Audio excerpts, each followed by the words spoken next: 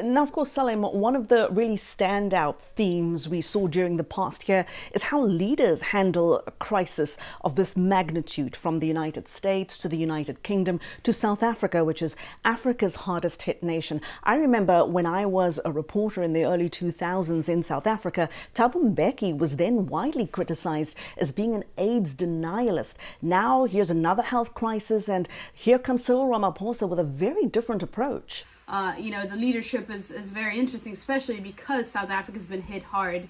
And so it really plays a big role. And Tanzania is another example. When you mention denialism, there's been a lot of denial of the existence of the pandemic itself in the country. And another example to think about is Madagascar's president. He touted an herbal remedy for Madagascar, which is a plant mixture. And he announced that it is purported to cure COVID. They called it a miracle cure, and there was a lot of hype in the past year as everyone was scrambling to find some sort of cure for this pandemic. And shortly after, a couple of months after, in July or so, we learned that he announced himself, the president himself announced that two lawmakers have died from testing positive because of the infection. So not so much of a cure is what we have learned.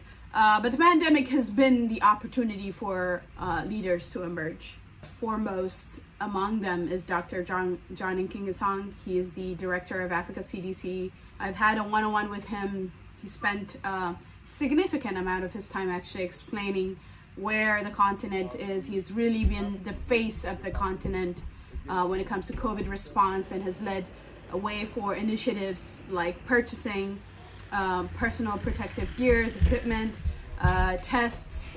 This has been one of the most visible and unifying response to the crisis in modern African history, without exaggeration. And Salem, one of the more surprising stories we saw is what is happening in Ethiopia, where we're seeing conflict on top of a pandemic. Ethiopia has been a long pillar of stability.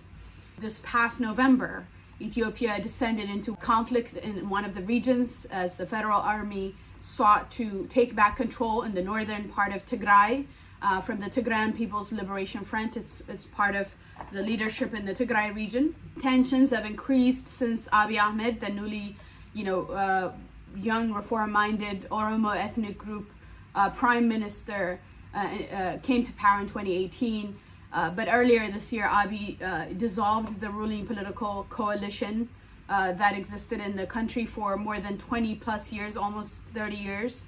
It's called the EPRDF, and created a new party called Prosperity Party. The TPLF, they refused the plan, and in September Tigray held its own regional election, and Abiy called for elections. He called the election illegal. And his minister in charge of democratization said that TPLF crossed the red line.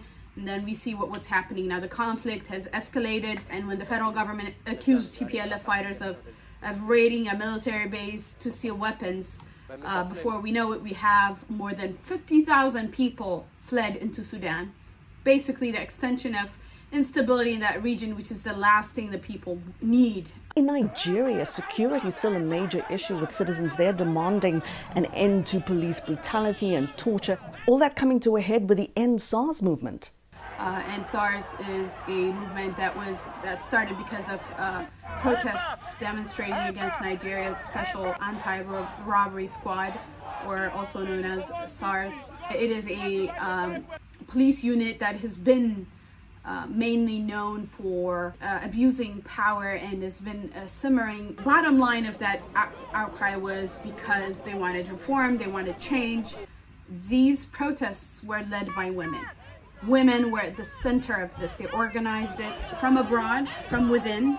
But the Nigerian government vowed to make sure that there's going to be investigation and police reform, and it disbanded the SARS unit. Is hereby dissolved. Activists say this isn't enough. When guns are pointed at people and lives are lost, it becomes beyond just police reform at this point. It's a human rights issue. It's, other issues are compounded, and people want change. You hear that echoing either from people abroad who stand in solidarity with people in Nigeria, or from Nigerians in the country as well.